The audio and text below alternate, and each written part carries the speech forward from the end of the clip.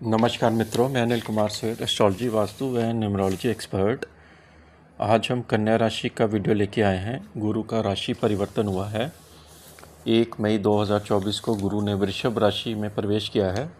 कुछ कारणों से मैं वीडियो नहीं बना पा रहा था, लेकिन प्रभु की कृपा रही। अब दोबारा अपडेट देना शुरू कर दिया है और आगे भी आने वाली वीडियो आपको टाइमली अपडेट मिलेगा। आज हम कन्या राशि की बात करने जा रहे हैं। देखिए, बृहस्पति आपको मालूम ही है कि बहुत शुभ प्लैनेट होता है और बृहस्पति का कन्या राशि का जो नवम भाव में आना, आपके भाग्य में लंबी दूरी की यात्रा, आपके धर्म कार्य में वृद्धि, आपके बहुत ही शुभ दिन शुरू होने वाले हैं। क्योंकि एक तो केंद्र भाव का लॉर्ड जो कि चौथे घर का लॉर्ड और सातवें घर का लॉर्ड है, ये सातवें घर नौवें घर में आने से आपको प्रॉपर्टी से लाभ, आपके पिता के स्वास्थ्य में लाभ, आपके हस्बैंड या आप जैसे जो लोग कन्या राशि वाले हस्बैंड हैं उनकी पत्नी की जॉब में प्रमोशन, विदेश से लाभ, विदेश की यात्रा, विदेश में नौकरी मिलना, हायर स्टडीज़ के लिए जाना, ये सब चीज़ें आपको बृहस्पति देव देने जा रहे हैं। 14 मई 2025 तक ये इसका बृहस्पति का प्रभाव रहेगा। और बृहस्पति का जैसे कृतिका नक्षत्र में प्रवेश हुआ है और सूर्य के नक्षत्र में है, अभी बृहस्पति अस्त चल रहे हैं। क्योंकि गुरु का जो ट्रांजिट रहने वाला है, आपको मालूम है कि अमूमन 1 साल का होता है, थोड़ा सा 1 साल से ज़्यादा होता है, लेकिन टोटल इसको 13 महीने में भी कई बार बोल देते हैं। कई बार बृहस्पति, क्योंकि देखिए अभी सूर्य के समीप होने से, क्योंकि सूर्य चल रहा है मेष राशि में, मेष राशि और में जो सूर्य की डिग्री है वो बृहस्पति की डिग्री है, उसका जो संबंध है वो नज़दीक होने की वजह से अस्त चल रहा है। अब देखिए सूर्य का जब वृषभ राशि में प्रवेश होगा 14 तारीख को और फिर वो बृहस्पति के ऊपर से निकलेगा, फिर निकलते हुए जब वो दूरी बनाएगा बृहस्पति से, तभी वो अस्त से बाहर होगा। तो आप समझ सकते हैं बृहस्पति का थोड़ा सा जो अस्त होने की वजह से अंधा ग्रह हो जाता है। अंधा ग्रह जो होता है इतना वर्क नहीं करता है, जो उसकी जो पोटेंसी होती है वो कम हो जाती है काम करने की। तो इसीलिए कहते हैं ना, अस्त ग्रहों के आप मंत्रों का जाप करो या उसके रतन डालो, इसलिए बोला जाता है। अस्त ग्रह जो होते हैं अंधा ग्रह बन जाता है और ये शुभ प्लैनेट भी है बृहस्पति। तो कन्या राशि का देखें तो चौथे घर का लॉर्ड है, क्या लाभ मिलने वाला है? क्योंकि ट्रांजिट तो लंबा है, ऐसा तो है नहीं कि छोटा है। 14 मई 2025 तक रहेगा और बीच में वक्री भी होगा, पिछले भाव का भी फल देगा। तो बृहस्पति जो है वो आपके 9th हाउस में क्या क्या फल लेके आ रहा है। देखिए 9th हाउस का कनेक्शन बन गया है चौथे घर में। 4 और 9 का कनेक्शन जब बनता है तो आप घर से कहीं दूर यात्रा करते हो और आप के पिताजी के साथ आप पार्टनरशिप में भी काम कर सकते हो। और ये स्टडीज़ के लिए बहुत अच्छा है गुरु, क्योंकि शिक्षा का कारग्रह है। दीक्षा लेनी है, दीक्षा देनी है, टीचिंग का, क्योंकि 9th हाउस टीचिंग का भी होता है। आप एक अच्छे अध्यापक बन सकते हो। अगर आप एस्ट्रोलॉजी सीख रहे हो तो आप एक अच्छे टीचर बन सकते हो। कन्या राशि वालों के लिए गुरु का मोमेंट आपके लिए शिक्षा के लिए बहुत ही सुंदर यहाँ पे मान रहा है और यात्रा से भी आपको लाभ देगा। क्योंकि ये आपके साथ में घर का जो इंडिपेंडेंट हाउस होता है, आप काम करते हो, इंडिपेंडेंट वर्क करते हो, ये सेक्स का भी 7वां घर होता है और ये पार्टनरशिप का भी होता है। जो डेली रूटीन वर्क करते हो उसका भी 7वां घर होता है। उसका लोड जब नवम भाव में आता है तो आप कोई इंडिपेंडेंट काम करके अपना एक एस्टेब्लिशमेंट बना सकते हो, जो कि आगे चलकर आपको काफ़ी प्रॉफिट में दे सकता है। आप कोई भी ऐसा काम कर सकते हो जो कि आपको इंडिपेंडेंट वर्क से धन लाभ दे सकता है। बृहस्पति का देखिए नवम भाव में जाना धर्म की मात्रा को, ये वृद्धि का ग्रह माना जाता है, तो धर्म की मात्रा को बढ़ा देता है।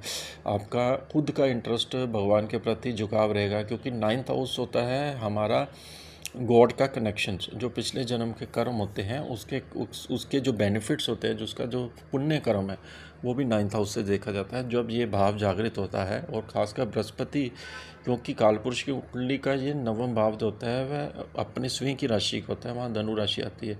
तो समझ लो कि गुरु का 9th हाउस में आना आपकी धार्मिक एक्टिविटीज़ को बढ़ाने वाला है और धर्म के कार्य में आपको बहुत फ़ायदा मिलने वाला है। अब देखिए इसकी जो दृष्टियाँ कैसे रहने वाली हैं। पहली दृष्टि इसकी जाएगी आपके फर्स्ट हाउस में, केतु वहाँ पर ऑलरेडी बैठा होता है। केतु जब केतु के ऊपर गुरु की दृष्टि जाती है, क्योंकि कन्या राशि पर जब दृष्टि जाती है तो केतु ने जो आपको हेल्थ में प्रॉब्लम देनी शुरू करी थी वो गुरु यहाँ पर रिजॉल्व करेगा। क्योंकि जो क्योंकि राहु केतु जो होते हैं वो कई बारी आपके लिए जैसे कोई सर्जरी ले आते हैं, कोई आपका क्रोनिक डिसीज़ होता है, उसको एक्सपोज करके डॉक्टर के पास आपको जाना पड़ता है, आपको सोल्यूशन नहीं मिलते हैं।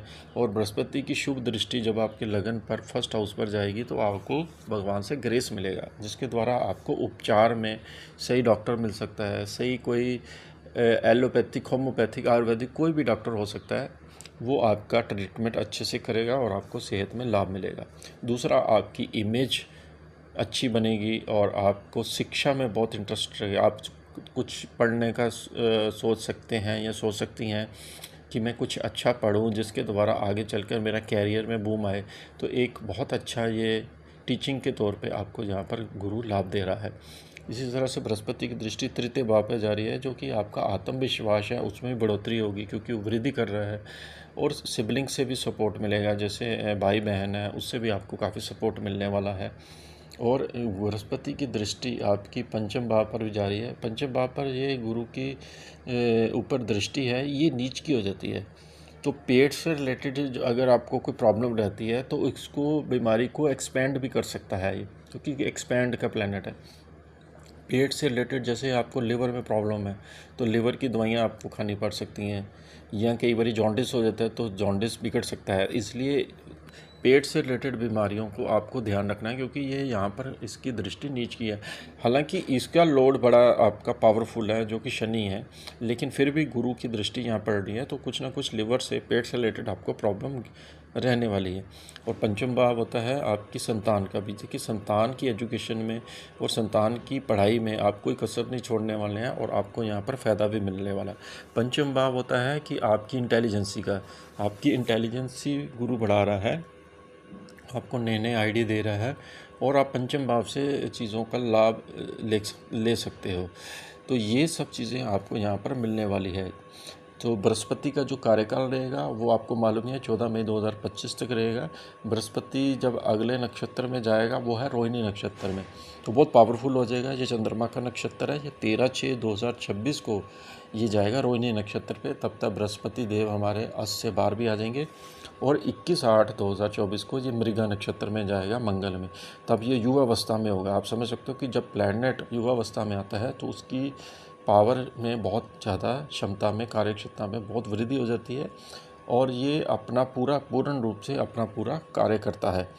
तो आगे चलकर ये वक्री भी होगा। वक्री जब होगा तो ये पिछले भाव का भी फल देगा, जिसकी अलग से आपको वीडियो देखने को मिलेगी। लेकिन अभी जो कन्या राशि वालों का जो गुरु अष्टम से निकला है, अष्टम में होता है पताल का घर, जो आपकी जो मानसिकता थी वो आपकी बिगड़ी हुई थी, उसमें आपने खुद ही जज किया हुआ है कि 1 मई से जो आपको यहाँ चेंजेस मिल रहा है वो गुरु की वजह से मिल रहा है। आपकी वीडियो कैसी लगी ज़रूर बताइए। इसके साथ ही हम आपसे आगे लेते हैं। नमस्कार।